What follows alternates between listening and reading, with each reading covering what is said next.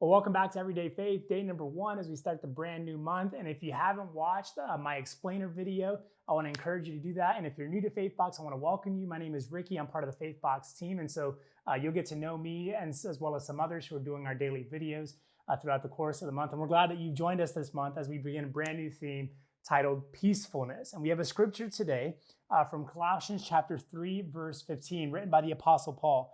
And he says this: "And let the peace that comes from Christ rule in your hearts, for as members of one body, you are called to live in peace, and always be thankful.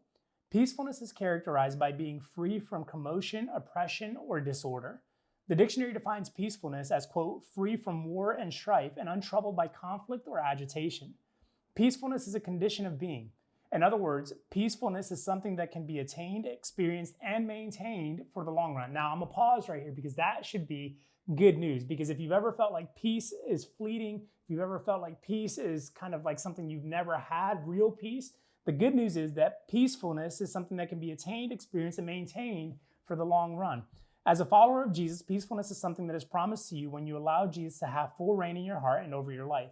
What's incredible about this promise is that Colossians 3:15 says peacefulness will rule in you as well as flow out of you and into other relationships.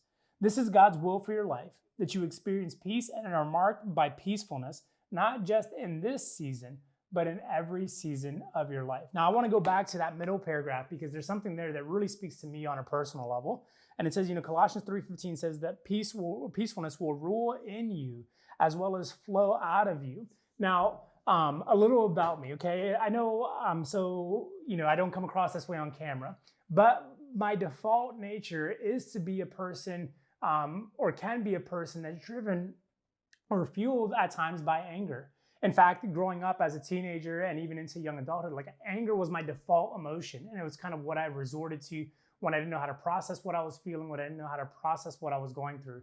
And the reason I bring that up, one, for a couple of reasons. One, the grace of God is that that's not how I'm driven and that's not how I'm fueled now.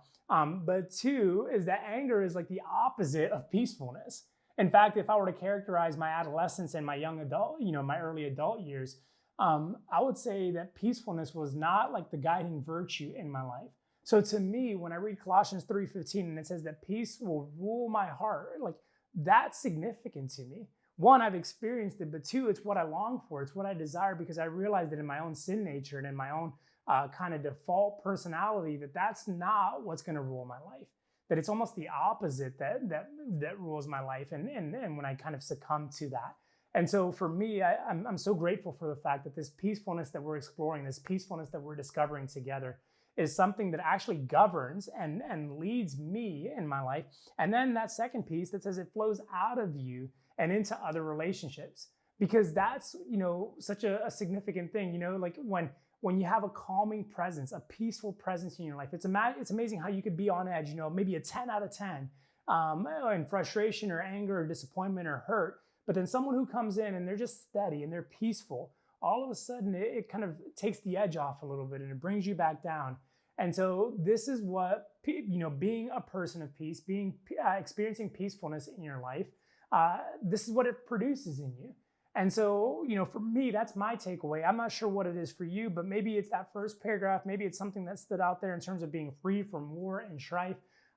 Maybe it's something else altogether, but whatever it is, I just want you to know that peacefulness is what God desires for you. If you're a child of God, peacefulness is what God desires for you, and it's what He wants to bless you with in this season and in the seasons to come.